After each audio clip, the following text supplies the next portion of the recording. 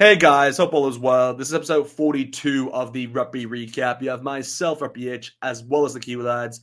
First of all, man, how was your weekend? How was all that rugby? Like, what was your thoughts on the whole weekend? Well, there was a lot of rugby overall, Yeah, and we saw quite a few close games. The Six Nations, I feel like it was a good way of closing out that competition with three very close fixtures. Super Rugby, few expected results, but still, every once in a while, an underdog got themselves the victory. But yeah, overall, very good weekend of rugby, I would say, in terms of results and keeping the competitions close. Congratulations, of course, to Ireland for their Six Nations title. Got the Aviva behind me. exactly.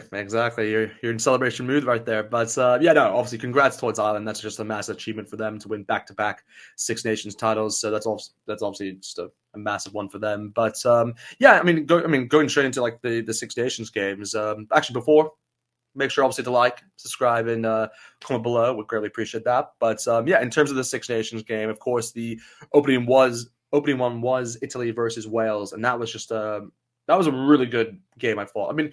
I I think I would have said this was the game of the round, but I mean that France England one, which we'll get onto later, was I think I was actually right. I think in my prediction that saying that would be the game of the round, and it kind of turned out to be. But in terms of this Italy Wales one, I thought it was I was really impressed by the Italians in this one. They just really controlled the game. I'd say they really controlled the first half entirely. I thought like Wales just made too many errors in that first half, and Italy were able to kind of capitalize on that. I mean, I say particularly in the breakdown, I thought Italy were pretty good in actually retaining the ball and kind of just going for those penalties, like just getting the score tally a bit higher and higher as it went. But yeah, of course, the Welsh did come back into it and at the very end. But like I said, I don't think the score kind of reflects the game because I think the Italians should have had a much higher score line, but just yeah, they just weren't as clinical as you would like to be. But yeah, what was your kind of thoughts on that game overall? See, that's the thing. Italy, I think from start to finish, looked like the side that were going to take out this game, but Wales still had that late fight that they always seem to have at the moment in the Six Nations, and they all but managed to pull back and get themselves that victory. But yeah, Italy taking their opportunities when they arose. I think that some of the tries that they scored throughout this game were absolutely immaculate. Like that backline movement, they're going to be a tough side to beat sometimes in the near future, depending on who they are going head to head with, and also getting their best ever finish in the Six Nations, getting 11 points in total, It's which I don't incredible. think many people Yeah. predicted heading into the Six Nations competition. Wales, they've got that fight back, but they still haven't quite got themselves the win. I actually saw something about how Warren Gatlin offered to resign, and the Wales Rugby Board were like, no, you're staying, you're not leaving anywhere. So he's keen to leave because he's gone, no, I mean, he probably knew people were coming for his head anyway. So he was Yeah. like, look, if you guys want me to stand down, I 100% will.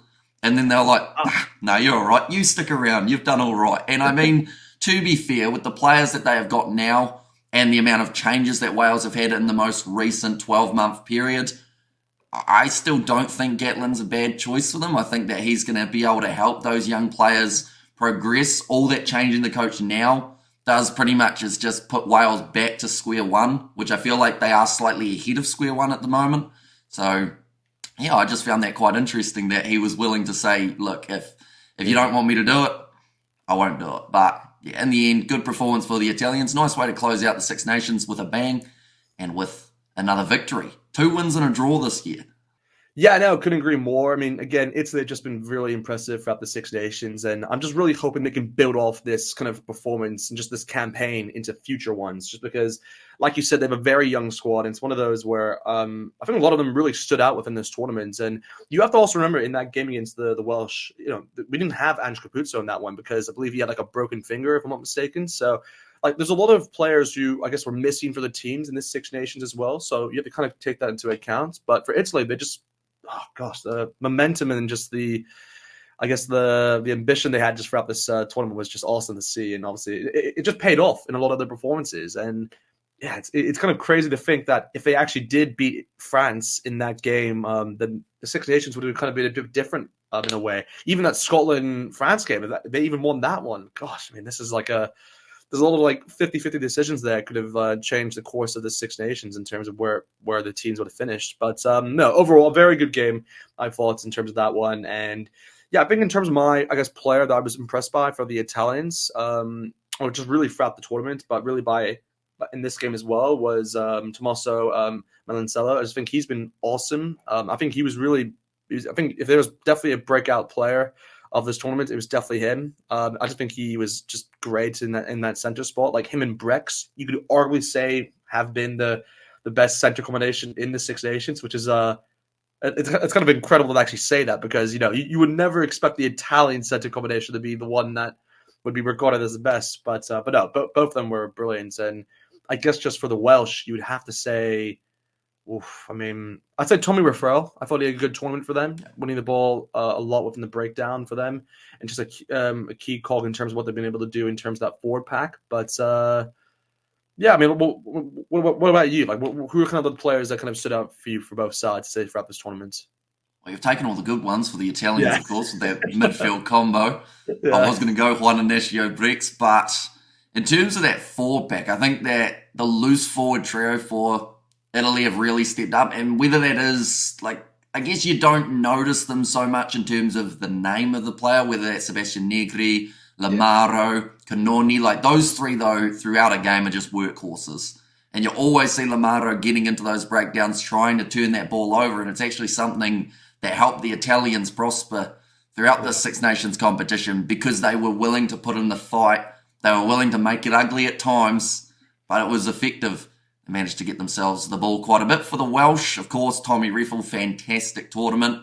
I was talking about it on the live stream yesterday. If you're basing it statistically off like what we've seen throughout the Six Nations, if the British and Irish Lions tour was this year, that man, based off statistics, would be right in there, because he had a tremendous tournament, making a huge amount of tackles, and always similar to the Italian loose forward trio, just working through the game.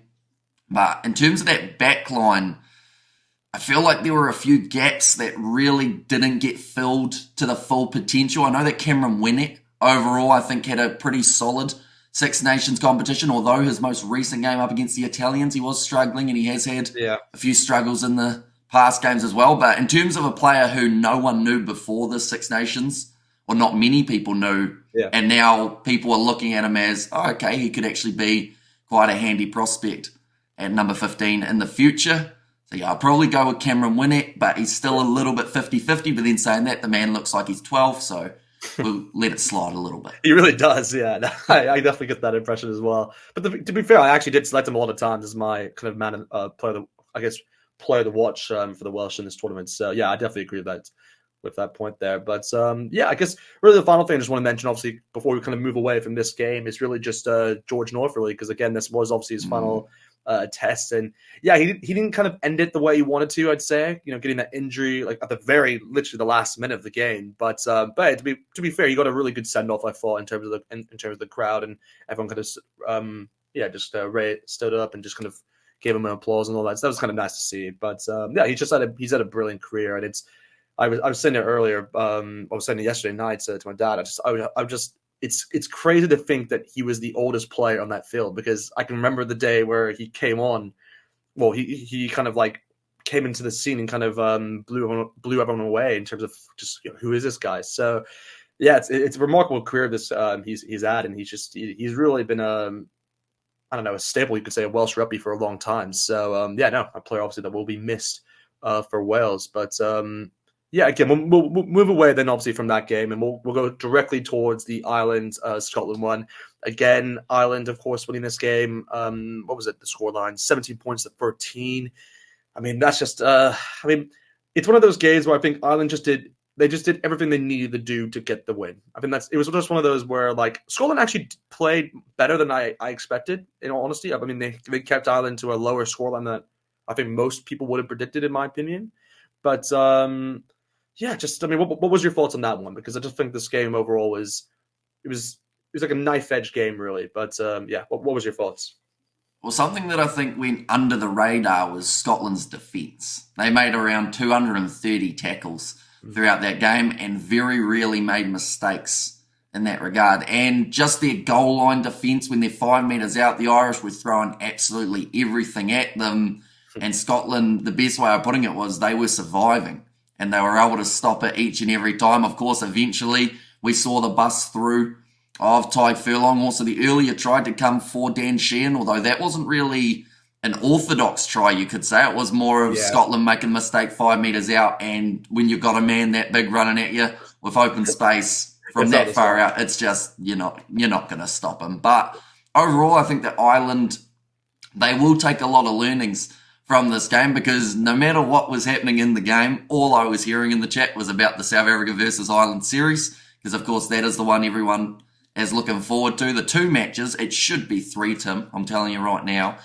Bledisloe Cup should be 3. These ones, why do you say with a bit of hesitation? Are you worried that it could be one-sided? I agree with you, by the way. Like, in terms of the Bledisloe, I mean, we've always had this agreement where the Bledisloe should be 3 games. It's ridiculous how it's not 3. But with these ones, I understand why it's 2, because the third test, like for a lot of these nations, is against a tier 2 nation. So it's actually good for the game of rugby, in my opinion. Like, I think it's good that South Africa's playing Portugal. It's kind of great. It's kind of cool to see that. Like, Australia's playing Georgia. You have, I mean, I know that Fiji isn't tier 2, but New Zealand, of course, are playing Fiji in 1 test. I like the concept of it. But I understand, obviously, for this kind of matchup when it's Ireland, South Africa, of course, you do want maybe like a free match series. But yeah, look, I mean, I'm just excited. I'll be excited when that comes along, because it's going to be an awesome kind of series to watch in terms of that 2 games. And I mean, I actually don't even know where the games are being played at. I mean, I would suspect one's being played within Cape Town, the other probably in, where would the other one be? Probably Joburg, if I'm not mistaken, or Probably. I haven't actually seen where they are being played. All I know is it seems like there's a spare week that they could have used for another game if they really wanted to. But if that series ends 1-1, is that going to really, I guess, put any fans' minds to rest? There's always been the debate, South Africa versus Ireland. 1-1, I feel like we'll just, we need an evidential winner of that series. And I think we get to see, a majority of the times, the likes of England versus the All Blacks, we actually get to see them play again in November. Yes. For Argentina versus France, we get to see them play again in November. I don't think Ireland have got a game confirmed up against the Springboks in November. They have got New Zealand, as well as, I think they also have Argentina. Argentina actually have a lot of good matchups that they're going to be playing for throughout the year. But I guess back to this one, Ireland versus Scotland. Scotland, I think they did well. And unfortunately, they kind of hurt themselves with the fact that they were too defensive-minded. And I guess that can happen when you've made so many tackles. But Finn Russell,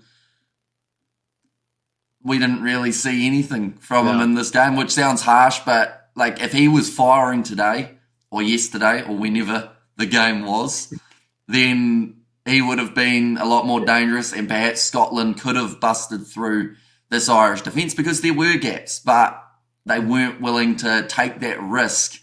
And I think that is something that Ireland are willing to do. They weren't so much willing to do it in this game, though, but then saying that there just weren't the opportunities to break through. I think we needed to see a lot more of that kind of drawing the man in, use Bundy our key, which they did quite well, but then that next offload didn't come. The ruck speed's still immense, though, from Ireland. And, I mean, deserved Six Nations champions for 2024. Yeah, no, it's like you said, really going into this game, they were very defensive minded, but the reason for that was because they knew all they needed was really just a win. They didn't have like a bonus point win in this situation, and they knew it was really in their hands. So it kind of just felt like it was one of those games where Ireland just, it was theirs to win really at the end of the day, and they obviously were able to kind of control the game throughout. Again, Scotland did kind of put a bit of I don't know, so maybe it was a bit of a surprise at the end, maybe when that Hugh Jones scored that try. I think it was like the 77th minute, if I'm not mistaken. So kind of put a few people like in a bit of like anxious there, like what would the final minutes happen? But no, Ireland did well to hang on, and of course eventually did win the Six Nations. So yeah, they've been really impressive, I think, throughout this tournament. Again, obviously, besides that England result that they had obviously last week, I think they've been excellent, really outstanding, I'd say, without most of their games. I mean, the game was just. In a weird way, the game which they were most impressive in was actually the first game they played in my opinion, I think, against the French, because they just shut down the French in every single area. I thought like they didn't allow them to play, and again, that's what obviously is. This is what's allowed them obviously to win the Six Nations because France also did finish second in the tables. So that game, when you look back at it now, is obviously a defining moment in this tournament. But yeah, again, we'll move on towards the final game, of course. Actually, before we do, the players for this game, we have to obviously mention the players for this. I'd say for Ireland, I think the player I was most impressed by, I should say, throughout this tournament was probably Jack Crowley. I think he really stood up and just obviously took that kind of 10 spot. And yeah, for the friend, sorry, not for the, gosh, I'm just gonna do this whole section again because I feel like I had a bit of like a pause there. But yeah, okay. Yeah, so of course, in terms of the players for both sides, I guess for the Ireland, I'm going to probably go with Jack Crowley. I just thought he was really impressive in terms of that 10 spots and really kind of just took his opportunity there with Sexton obviously gone. And again, for the Scottish, I think you just have to say Duhan van der Merwe. I think it's the obvious choice, but he wasn't really outstanding in this game, so it's hard to say that. But when you look across the whole tournament, you can obviously say Duhan van der Merwe was the best one out of the bunch. So yeah, I think that's the two I'd say from both sides. But what about yourself? I like how you're strategically going first, and then I'm left with the second best player for the I'll two let you go sides. first in the next one. Oh, very generous of you, Tim. For Scotland, I know that he hasn't really had too many minutes throughout the whole Six Nations, but just from that last performance, I've got to give the honourable mention to Andy Christie for what he was able to do at number 6. Like, he was an absolute workhorse. I said it, even with Scotland losing, he was close to man of the match for that performance. Then for the Irish, I would probably still say Bundy Archie. Like, that man's playing some brilliant rugby and still week in, week out, seems to be able to find ways of breaking down defence and creating opportunity, even if it's not like a absolutely beautiful bit of play. It's just rugged. It's just kind of rush at the line, making some great low tackles as well. There was a great slow motion one of him tackling Duhan van der Merwe around the bootlaces, showing exactly how you got to make those tackles. But yeah, I would say overall, this Irish side, there were a lot of players who stepped up throughout the tournament, whereas Scotland, you kind of look through at their side and a lot of their team members, you give them about a 7 or an 8 out of 10, but there weren't too many who actually fully stepped up, if that makes sense. Yeah. Like, it was a team effort to get them to where they were. And yeah, overall, I think decent Six Nations campaign for both sides. They just let it slip, unfortunately, at the wrong time in some cases. Definitely for Scotland last week up against the Italians. Because imagine if this game was to decide the Six Nations, I can tell you right now, both of these sides would have been trying just that little bit harder. Yeah, no, I agree. Again, it all comes down towards the whole games, which I was talking about earlier, just in terms of the 50-50 decisions. But yeah, no, Ireland obviously deserved winners of the Six Nations. But of course, for that final game, we did see France versus England, and that was yeah, a great game to watch. I think again, I didn't watch the game live, but I saw the highlights and everything, and I was kind of blown away by the I guess the the attacking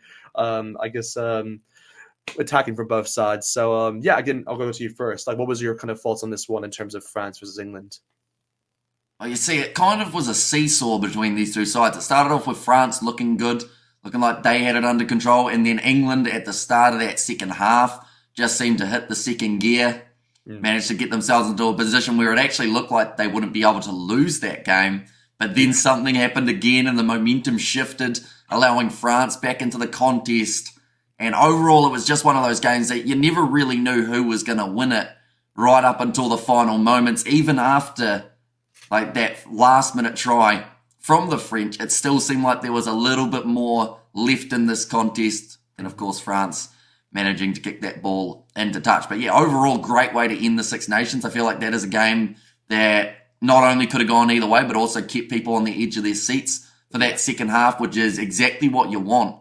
Because, like, at the end of the day, it was the biggest split in terms, it was the lowest split in terms of points. Only 2 points difference between the two sides. The largest split for the weekend, 4. So every game, both sides were right in it till the final whistle. And yeah, overall, France, I think that they deserved that win. They were fighting hard. But then saying that, England also, you could argue, deserved to win that game with how they played. And it just seems like France now, like, that's their first win since beating Italy in the World Cup at or in France, That's that great. is. So Yeah, in France. that's a crazy stat. Yeah. You wonder whether or not that will change in the future, or whether they will find some more dominance there like they have in the past. But yeah, Mhm. overall, very good game to end the Six Nations on.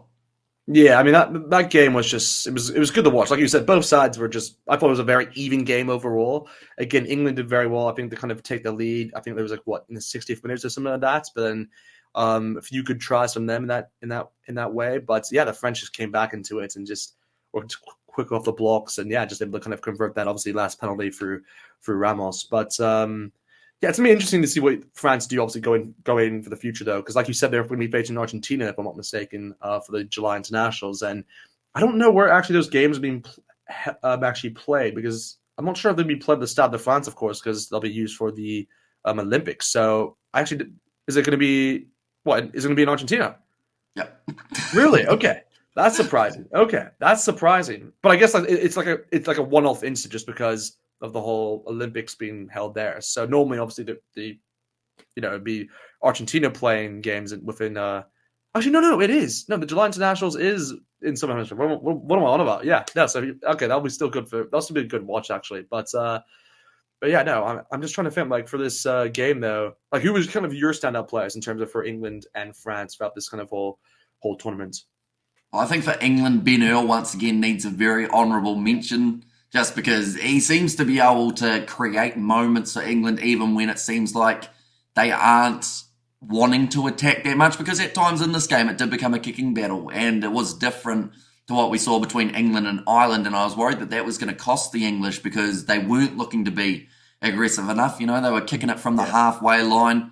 Alex Mitchell, I think, had a little bit of a subpar game throughout this matchup. But yeah, Ben Earl, no matter what, always is just going to give you that 10 out of 10 performance in terms of putting the effort in anyway. Sometimes it can be about a 6 out of 10, but at least he's going to try. no, he's awesome. And He's awesome. yeah, I think that is something that is extremely important for England moving forward. In this game, you'd probably have to give Maro Itoje about a 2 out of 10. I think that he really struggled to match up with the French. Marcus Smith Yeah, had the impact when he came off the bench, of course, but I would go Ben Earl for the English. Then for the French, they've got a few young, talented players at the moment who we can look at. And Ligarich, I think, was one that definitely kind of maybe made a few people quiet. How do you say that word? I don't know. I'm sleep deprived. But he managed to quiet the naysayers yeah, and, the ones who are saying we need Dupont to do well. Ligarich, in just his short starting career, has shown that, maybe he's not a bad option. I saw Dupont was in the stands clapping him on when he yes, got his try. yeah, So maybe, deep down is Dupont thinking, geez, I better get back out there sooner, else I might lose my starting yeah, spot. yeah. Imagine that. Imagine a young man. That sounds like a weird way to start it, but imagine this young French This young halfback boy. taking over from Antoine Dupont. And I feel like that could happen. Yeah. Maybe there's a little bit of bad blood now. I don't know if there is, but No. maybe No. Galtier says, hey, you left us. Sit in the number 21 jersey for a bit, Dupont, and think about what you've done.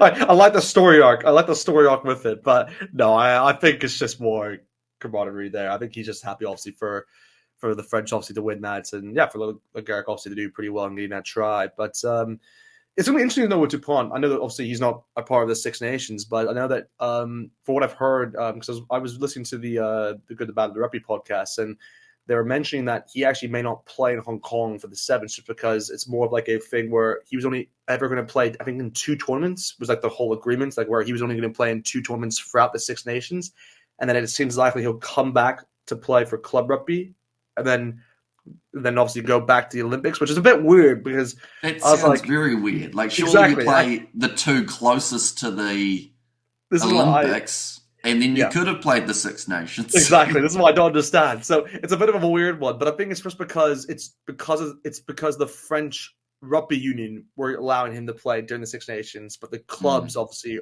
have said, like we need him back for Toulouse the. said, no, thank you. We will take him I think it's back. probably. I mean, again, this obviously not is official. This is not official, so you never know. Maybe he is going to be playing in Hong Kong and then maybe the future tournaments as well before the Olympics happens. But yeah, no, it's also good to see him in the crowd and all that. But But yeah, again, I mean, I guess from my point of view, if I had to say the players that stood out for me throughout this tournament, it's a tough one to say him because he hasn't had as much games. I'd say, I mean, he hasn't played every game, but I would say Ollie Lawrence. I'd say I thought he was pretty impressive throughout this tournament. Again, great in the last two, in particular. So that's kind of the reason why I'm pinpointing him. But yeah, I guess I'm trying to think if there's anyone else who kind of stood out for me for the English. Martin I thought did pretty well at times. Cheslin was good. Yeah, it's not really much I can think of in terms of that kind of. Why Barbosa? I mean, Furbank actually did pretty well. I thought Furbank was actually okay in terms of kind of stepping up. But again, he got injured in the, seventh minute or something like that. Obviously, he kind of got taken off in that France game and Marcus Smith kind of took over. But you can say Marcus Smith, actually. I think Marcus Smith kind of took his chances good. But I'd say for the French, though, I definitely just have to say Gael Fickou. I think he's always been consistent, and he is just one of those players where yeah, he's just awesome to watch. He is just a great player, and I don't think it's a hard. Is there someone? I feel bad if I'm about to say this. Is there? I better watch my words before I say this. Let me think of all the players in that position. Oh, are you about to say, is there a better outside centre in I was gonna rugby say, I think today? he's probably the best outside center I'd say in the world. Right? I just think he's just so consistent. I don't think Jesse Crow was awesome in the World Cup, so it's a bit of a hard one to say to put him over him. But look, I mean, obviously we're just going off what we saw in the Six Nations, and he's had a good start to this year, so that's obviously the reason why. But again, Jesse Crow could obviously just be awesome, just be back to his awesome self in the Rugby Championship and just kind of take over that mantle once more. But yeah, no, just really impressed by him, and again, just this whole Six Nations has been awesome to kind of watch. It's been a really exciting Six Nations things overall. We've been really fortunate to watch it in its entirety. But yeah, again, we'll move away then from the Six Nations, and we'll move on then towards Super Rugby Pacific. Again, we finished, I think it was round 4, if I'm not mistaken, of the comp, and yeah, we had some few shocks. I'd say a few, not a lot, but a few shocks within this round. Again, most of the results kind of paid the way that I think most of us would have predicted. Starting off with that Hurricanes win over the Crusaders, 14 points to 10. And yeah, 12 points to 10. No, it was actually 14. It was 14. Sorry. But it's just one of those where I don't know. I was hoping for a lot more in this game. I'm not sure about you, but I was hoping for a lot more in this game. Like, what was your kind of thoughts on this? Because I don't know. I was expecting more. Well, Christchurch certainly brought some beautiful weather for the game, of course. Rainy, windy, Oh, terrible looking evening. But I think that the Crusaders, once again, they just underperformed a little bit. But we did still see a glimpse of, oh, yeah, they're still the Crusaders because they almost beat the Hurricanes. We've got to remember only 4 points difference. And there were times in this game that it looked like maybe the Crusaders had just that little bit more urgency than we've seen throughout the season. Still defeated though, so of course their longest ever losing streak. The Hurricanes, they are on a winning streak at the moment. 4 wins from 4, doing very well for the New Zealand Super Rugby sides and top of the bunch. Reds in second though, I think is a bit of a surprise for some people, but still got a few more big games around the corner. Sure that the table will start to move around quite a bit because people have said to me already that the Crusaders are missing the top 8. Now, I want to get your opinion right on the spot. Is No. that going to happen? No, I'm sorry. I'm a Blues fan, and I can obviously I could have a laugh at what's happening with the Crusaders, but there's not a chance in hell I can see the Crusaders not making the playoffs. They're definitely gonna make the playoffs. It's one of those where again you also have to look at the second half of the season because again I think a lot of teams have a bye within round 7 if I'm not mistaken, like round 7, round 8, and I think for Crusaders maybe round 7 if I'm not mistaken. But after the fixtures after that, it's really in their favor, I think, and that's where they'll be able to kind of take the advantage and just kind of get a lot of kind of make the points difference a lot better on their front and also get a lot more points. So I think they'll be fine going into this kind of the second half of the season. Like we're not even finished with the first half of the season, so there's a long way to go. So I wouldn't be overly worried if I was a Crusaders fan. I know obviously in the position Crusaders are in, it doesn't look like you can't really say much at this point in time, but it's the Crusaders. I'll be very surprised if they don't make the playoffs. I'm trying to think what would happen if they, I'm trying to think of 8 teams who would go ahead of the Crusaders in this one because you would have the Hurricanes, like Reds, Chiefs, Blues, Brumbies. Highlanders. Like those are the six I could probably say that are, in my opinion, I'm not going to say guarantee, but have definitely showed the most potential in making the playoffs so far. And then there's really two more spots, and that's really up for like debate because you have the Waratahs, who looked pretty good. Rebels have looked good. Mod Pacifico have looked good. But then you have the Crusaders, which is more of an outside shout in a way. And I don't know if I see the Force getting in. I mean, Fiji Enduro as well. Jeez, it's everyone has a chance of getting to this. Everything can change in a matter of rounds. So I think it's all up for grabs. I think it's way too early to say who's the finish where. But like you said, very impressive obviously for the Hurricanes to be top of the table so far with 4 wins out of 4. But again, moving away from that game, we did have the likes of what was it, the Rebels Reds, and that was a mouthwatering game because a lot of tries in that one for sure. And this game was just one of those like where I thought the Reds were going to run away with it. But again, we've seen. I did say this in my within my live stream. I was like, guys, don't be surprised the Rebels come back into this because they've done it already before once against the Western Force. They love they definitely step it up a lot within the second half. And as I said, they literally scored 3 tries and 2 tries and in the space of 4, in the space of 8 minutes. They kind of just allowed them to come back straight into the game. But again, there was a silly intercept try that they gave away, I think, to Josh Fluke. That was just a terrible one to give. And then from there, obviously, eventually the Reds were able to kind of extend the lead further and make it 52 points to I think 53 points to 26. So. Yeah, it's not really the best reflection on the Rebels, that's for sure. But overall, I thought it was a good game. I mean, what was your kind of thoughts on that one? Well, like you said, they started a comeback to only lose by 27 points Exactly. rather than more than that. But yeah, the Reds, once again, clinical side, they have shown why they are ranked second. And of course, like some people will say, they're beating sides that are lower ranked, but not really. They've had some big wins. They've beaten the Chiefs. They almost beat the Hurricanes. They went to Golden Point time. In the end, they did suffer that defeat, but they should have. They had a good chance to, but when you win the coin toss, you don't decide what way you're going. You decide that you are kicking off to the opposition. But they didn't do that. They were like, no, we'll go this way. And then the Hurricanes, they just won. Yeah, so sorry to just say something, but I've just thought of this, where with this, I know that a lot of you may not watch the NFL, but with the Super Bowl, there's the exact same incident that happened in that game as well that I can now think of. It was the Super Bowl, and the team, it went to golden point scenario essentially, and the team who won the toss was like, okay, no, we'll take the ball, which is the stupidest thing in the world because you don't want to take the ball, you want to be the team that kind of you want to kick it, because obviously they're going to kick it straight back to you anyway. So it's the exact same scenario in that way, and I was the Reds, they missed an opportunity there, but like you said, they've been very impressive throughout this comp, But again, moving away from that game, the last game of that, I think, over the Fridays was Mod Pacifico versus Force, winning that game 22 points to 14. So that's a really good win, I think, for Mod Pacifico, and one that they can really kind of just build off because, again, they've now won 2 games, I believe, was it in a row? No, because they lost to the Rebels the game before, but still, they've been very impressive, I think, this tournament, and this season, and I think they're just... Yeah, I mean, what was your thoughts on that game first? Because I think I can say a lot about it, but I want to get your take on that first.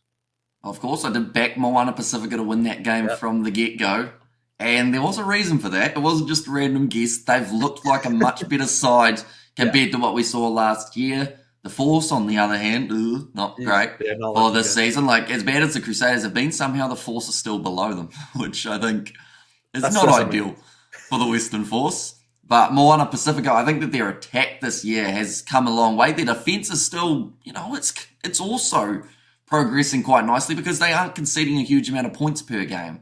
And I think in the long run, for the points differential, that is going to come back to really help them out. I think currently, I'm just going to see here, their points differential is -9, the same as the Waratahs. It's better than the Rebels, better than Fiji and Enduro Crusaders and Western Force. So that straight away gives them that little bit of a psychological and statistical edge over some of those other sides, as long as they can keep games close and also still score those points for themselves. But I think Moana Pacifica, I don't want to get too bold here because we are still very early on in the season and the draw have had the hardest start. But if Moana Pacifica continue playing like they are here, there is just a small chance that they could finish ahead of the Fijian draw in the rankings because Really? the Oh, big thing okay. is Moana Pacifica, they've won a game away from home. Theoretically, they've won 2 away from home because of that win at Yeah, Amy because Park for the Super yeah, Round. yeah, Whereas the Fijian draw, we have seen it time and time again that at home, they're dangerous. But on the yeah. road, they don't quite get that job done. So if Moana Pacifica can, well, that's the Okay. thing. Do they really theoretically have a home ground? I know it's Smart Stadium, but They I really would don't. still argue they're kind of like a floating side, and I think that works in their Exactly. favour Yeah. because they'll just play anywhere, and they love playing their rugby. They love getting that ball out the back line, sending it to the wingers who have been impressive throughout the start of the season. But yeah, very good performance from Moana Pacifica. Looking forward to their next week's game. We are hopefully they will be able to do the same thing. They're up against the Brumbies away from home, so that's going to be a bigger challenge and probably one of their biggest of the season so far. Just looking through who they've played, of course, they played the Rebels. They've also had the Fijian draw, which was an entertaining game. And then that first round, they were up against the Highlanders. I would still argue the Brumbies at home is going to be their toughest test. Yes, but I think so as well. I mean, I think that Highlanders one was a very, I think, like, was just that's where they kind of built their season so far off because they were really impressive in that game, and then of course they were able to get the wins against Fiji and now against the Western Force. So, like you said, they've been very good. I don't think, in my opinion, they'll get above the Fiji for the season. Yeah, that might have been a bit optimistic. But I would say is that there's a possibility, and this is where you can have that like small chance if you want to say it. There's a small chance they could even make the playoffs. For right now, I could say that they have a small chance of making the playoffs. But instead, if they're going to go ahead of Fiji, if that was to happen, I don't think so. I think the Fiji are going to get too many wins at home that will allow them to get points in that case. But hey, you never know. One of us have been very, very good so far this season, and yeah, I mean they've had a lot of great players who stood out. I mean, Havili, by the way, I mentioned this actually yesterday, but Havili, like his kicking, he's just awesome in that. But he also reminds me of, if you can also remember back in the day with the Sunwolves, there was Hayden, I think it was like Hayden Parker or something like that. He was like the kicker back in the day. Old school. Yeah, do you remember that? Like, do you remember him? Like when he played for the Sunwolves, so. Like he broke the, well, he still has the record, but he broke the record back then for kicking for 100% accuracy in 11 consecutive games. It was like a big thing within Super Rugby when he did it. I'm not saying William Avili's at that stage, but I'm just saying that when looking at the way they kick the ball, like they love that I kind of go for like not just the straight kick, they kind of like do a little curl around. They do the exact same thing. A little bit of flair on it. Yeah, it's a flary kick. I'm just like, that's why I tune in every single time like William Avili kicks. I'm like, yeah, we're gonna watch this guy. This guy's awesome. So it makes like penalties and conversions actually look cool. But no, but yeah, like it's that little sentence. I know it wasn't meant to, but that's just offended like 99% of goal all the kickers are like, around the world.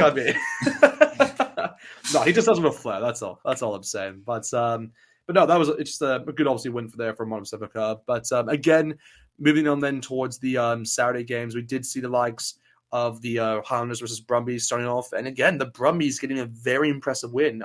This is their first win since 2013 in Dunedin. So that's a big one for them, winning 27 points to 21. And yeah, it's one of those where I think when I look back at this game, it's the Brumbies definitely were. I'm not going to say they controlled the game throughout because I think the Highlanders definitely had moments in this where they kind of stunned the Brumbies in terms of their defense. But I think overall the Brumbies they did really well in distributing the ball out wide. I thought, and their set pieces alone was just the key to this. I think using like Lachlan Nottingham and kind of that maul of theirs, and I mean Corey Toole again, another try to his name. Like it's just a regular thing now. But yeah, what was your thoughts on that one? Yeah, I think the Highlanders, like at times they really looked like they were in the contest, and then at other times it seemed like the Brumbies had just kind of shut them out of it. I think that Billy Harmon, that try that he scored, how he just kept on breaking through tackles, like that showed such determination from him. And I think there's a really good argument at the moment for, we've got about 5 or 6 men who could find themselves in that number 7 jersey for the ABs, whether that's Papali'i, Billy Harmon, terms of a few of the other guys who stepped up. Lachlan Boshia getting himself the double in the game up against the drawer. And then there's probably a few other...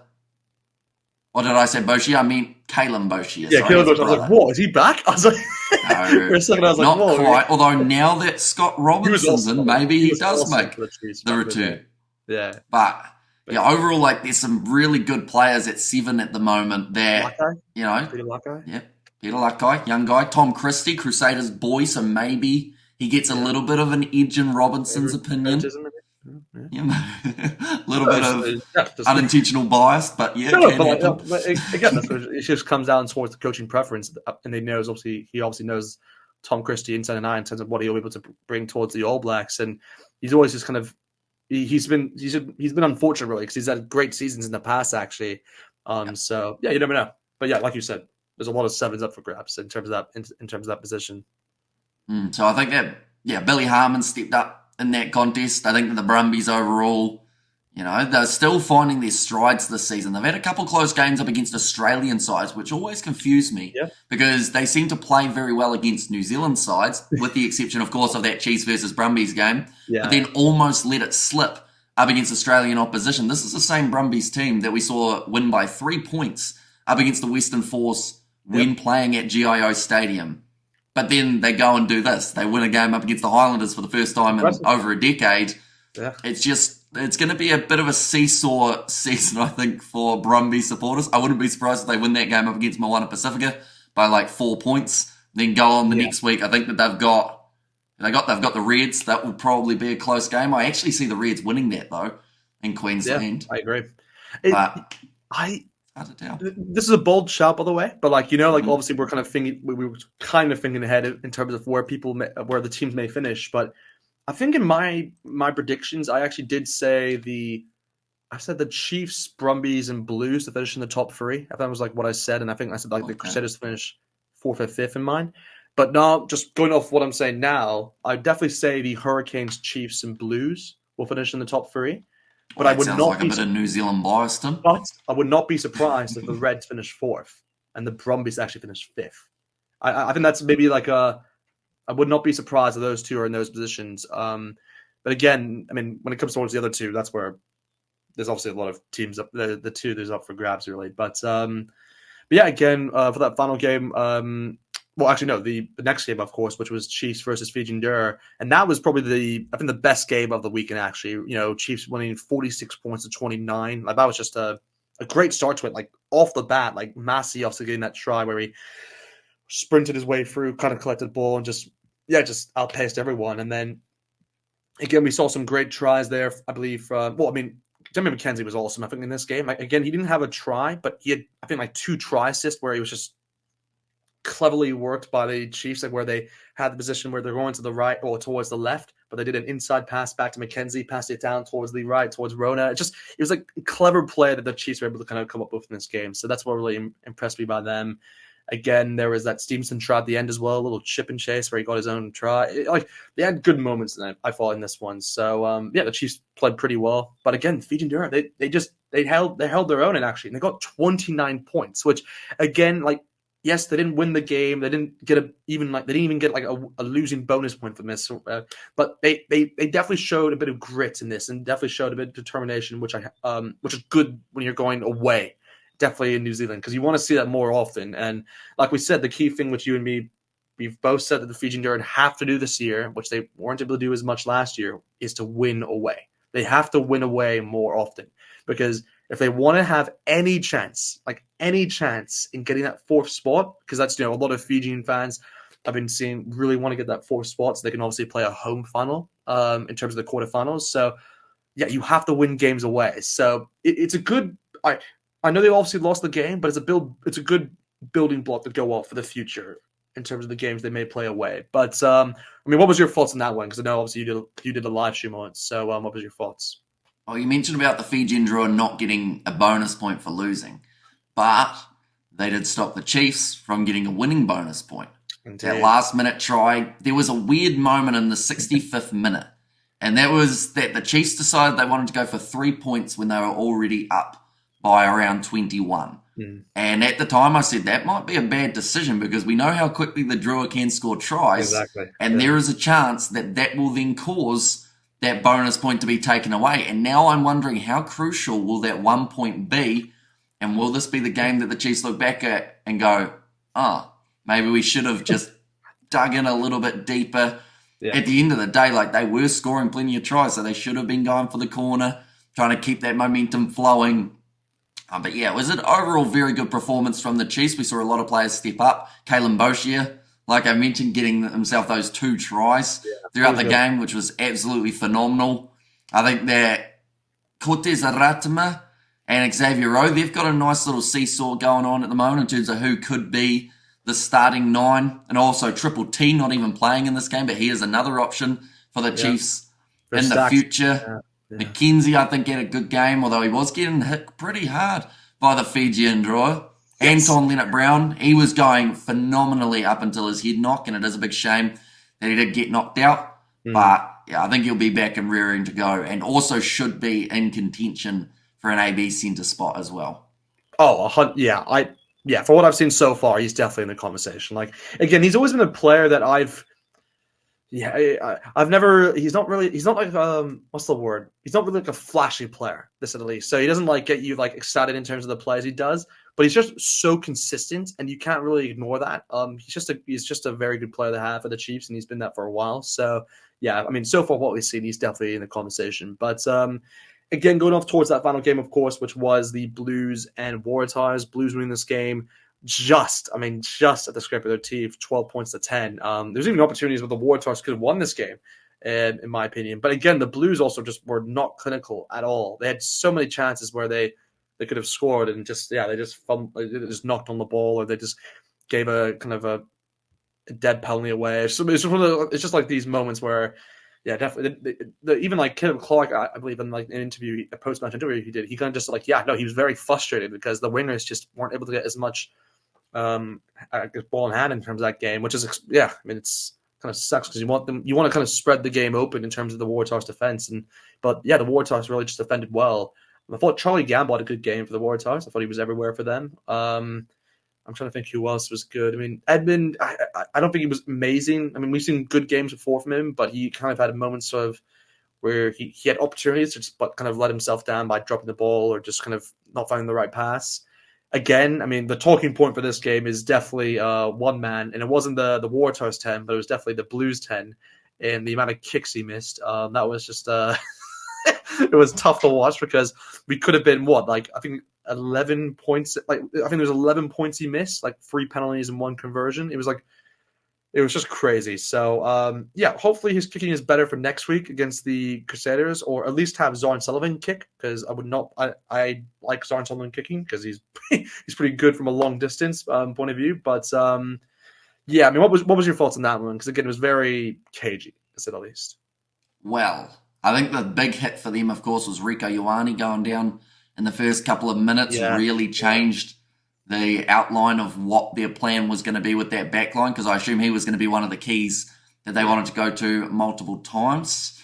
I think that the Blues, I mean, it was gritty, it was grindy, but they got the job done. That's about the best you can describe it as. Like, both sides having their fair share of errors and mistakes throughout that game. The discipline of the Blues is still a little bit of a talking point, because there was a patch there how they just kept on going infringement after infringement, and it almost allowed the Tars to get in. I still also feel that they chose the wrong time to go for the 3 points, similar to the Chiefs, because when Stephen Petafeta's got no confidence off the kicking tee, that's not when you give him one from 44 out and say, you get this one, mate. I didn't understand that. I was give like, it a just crack. give it to Zorn.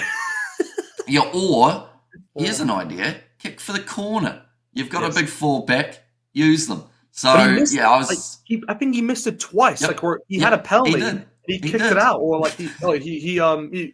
so not kicked it out, but like he missed touch, of course. He missed touch, yeah, exactly. As well, so but it's just one of those. I'm like, his kicking was just awful in the game. I was like, just give the ball to Zorn Sullivan. Like, people have those games. It's like, he's a good kicker, actually. Parafeta. He's not an amazing kicker, but he's normally pretty. He's just he's a very good kicker. But it's just one of those games where people have them. He just was off it. So yeah, just give it to Zorn Sullivan. Don't like compile the pressure on him even more. I don't understand that decision. But yeah, look, the Blues obviously got the win, which is what they needed at the end of the day. And again, they obviously will face the Crusaders next week. I believe the Waratahs are going to be facing. Who are they going to be facing? They're going to be facing Fiji Junior away. So yeah, that's going to be a tough one for them. But yeah, again, that is really it. They were Super Rugby guys in terms of round 4. Some good games again, but hotly contested battles. One kind of just went off 2 was high scoring in terms of Rebels Reds game, as well as featuring their Chiefs. But no, some good games overall there. But yeah, guys, we're gonna leave it there. Hope you guys obviously enjoyed this episode in terms of the Six Nations as well as Super Rugby Pacific. Like I said, obviously make sure to leave a comment below. Let us know your thoughts on both comps in terms of the games. Obviously, leave a like; would greatly appreciate that. Subscribe to both our channels if you haven't already, and yeah, we'll see you guys next time.